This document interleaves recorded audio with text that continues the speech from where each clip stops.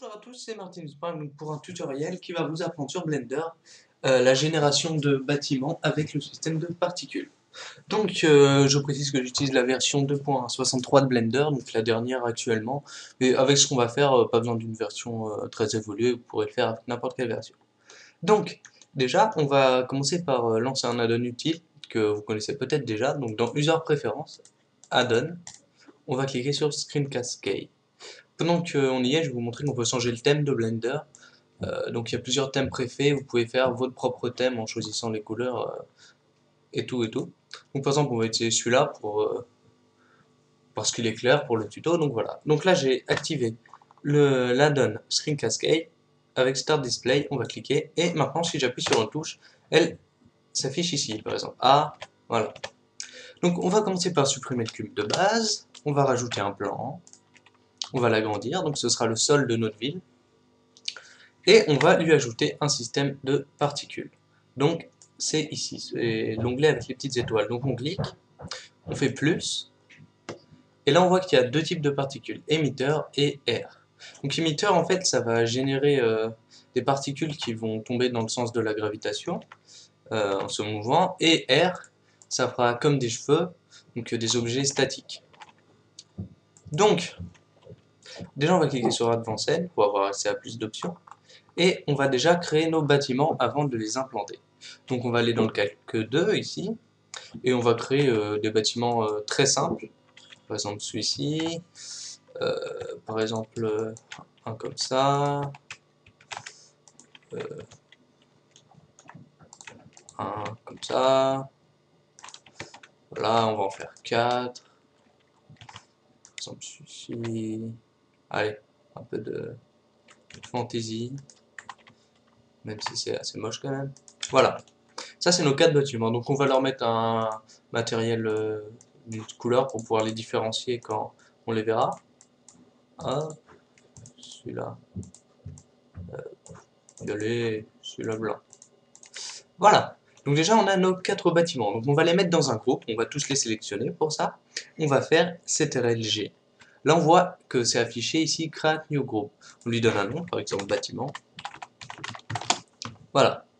Maintenant qu'on a créé nos bâtiments, on va les implanter ici. Donc il suffit d'aller dans le système de particules, dans l'onglet Render, de mettre Groupe, Duplicate Groupe, Bâtiment.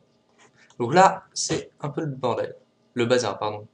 Donc, on va déjà commencer par subdiviser notre plan. Donc on va faire W subdivise 10 fois et on va le refaire une fois. C'est assez subdivisé comme ça. Alors là, il va falloir savoir il y a combien de faces exactement pour pouvoir mettre le nombre exact de bâtiments pour qu'aucun ne se chevauche.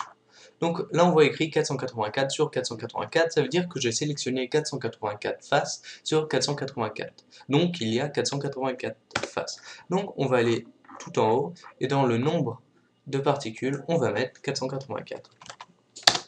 Là, on voit déjà que c'est un peu mieux. Maintenant, ce qu'on va faire, c'est enlever random pour qu'il y en ait un à chaque face. Et dans particules par face, on va mettre 1 pour qu'elle soit bien alignée au centre de chaque face. Ceci étant fait, on voit que nos bâtiments ne sont pas du tout dans le bon sens. Alors il y a plusieurs solutions pour remédier à ça. Donc on peut agir directement sur nos bâtiments. Par exemple, si je vais dans l'edit mode de ce mesh et que je le bouge, on voit qu'il va bouger par rapport, enfin il va faire bouger toutes les autres particules. Si je le tourne, pareil, si je l'agrandis, pareil. Donc on pourrait par exemple le tourner pour le mettre dans le bon sens. Mais la solution la meilleure en fait, ça serait dans l'onglet rotation du particule mode, rotation, et de cliquer sur Velocity R, on va le changer par Object Y. Donc ils seront dans l'axe Y des objets. Donc on peut changer leur orientation sur cette même axe, mais là on va garder 0%, et on peut mettre un peu d'aléatoire dans cet axe. Mais là en l'occurrence on n'en a pas besoin. Alors maintenant qu'on a fait ça, le seul problème pour l'instant c'est qu'on voit qu'il dépasse en bas. Donc on va utiliser la technique la plus simple, c'est de monter directement chaque bâtiment par rapport à notre plan. Donc on fait ça 4 fois, c'est rapide. Voilà.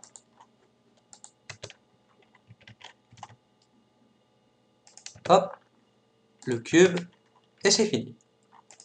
Déjà, on voit nos bâtiments sont bien.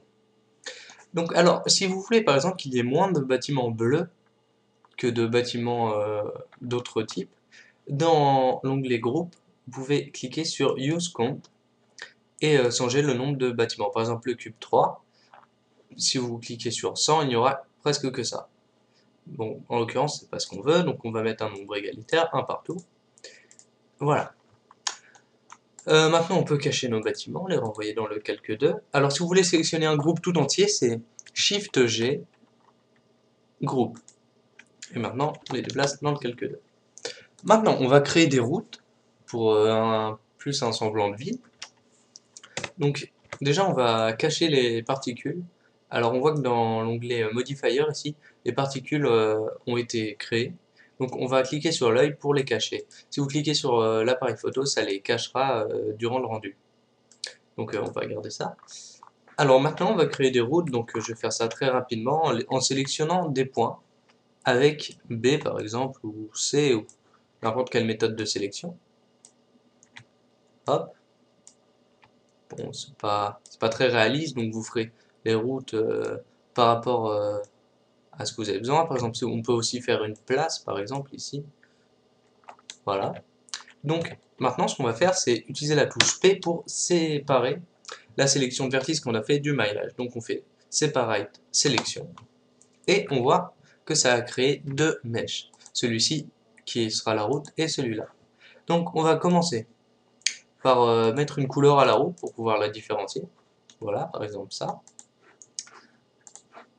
Et enlever à la route son système de particules, parce qu'on ne veut pas qu'il y ait de bâtiments sur la route. Ceci est fait. Maintenant, on va falloir ajuster le nombre de bâtiments par rapport au nombre de faces actuelles. Là, il y en avait 484, maintenant il n'y en a plus que 379. Donc on va aller dans particules et taper 379 pour qu'aucun bâtiment ne se chevauche. On peut remontrer le système de particules. Et là, ça fait déjà plus un semblant de vide. Donc, c'est... Ah oui, il y a un autre paramètre sur lequel on peut jouer, c'est la taille des bâtiments. Alors, on peut le faire depuis Velocity, donc augmenter les normales des bâtiments, donc pour avoir la taille désirée. Par exemple, si on veut qu'il n'y ait aucun espace entre les bâtiments, on peut faire ça. Et il y a une autre technique, c'est d'aller dans Physics et d'augmenter. Mais la première est préférable parce que ça modifiera... Enfin, dans une ville, disons que ça ne changera rien si on change la physique, vu que de toute façon, les bâtiments ne vont pas tomber, ce ne sont pas des cheveux, mais en général, préférez la première méthode. On va remettre à la variable default value. Oups, non, bon, c'est pas grave, je me rappelle plus c'est combien la valeur. Donc, on peut aussi, alors dans le paramètre render, donc choisir le matériel des particules, ça c'est pour les cheveux. Là si on change le matériel des particules, ça ne change rien vu que ce sont des objets qui sont dupliqués, qui ont leur matériau propre. Donc voilà. Et dans Display, si c'est sur Rendered, vous verrez tout ça comme ça, mais si c'est trop lourd pour votre ordinateur, vous pouvez mettre Pass pour travailler avec des points si vous n'avez pas besoin en l'occurrence de voir tous les bâtiments, mais juste où ils sont placés. C'est tout. Voilà.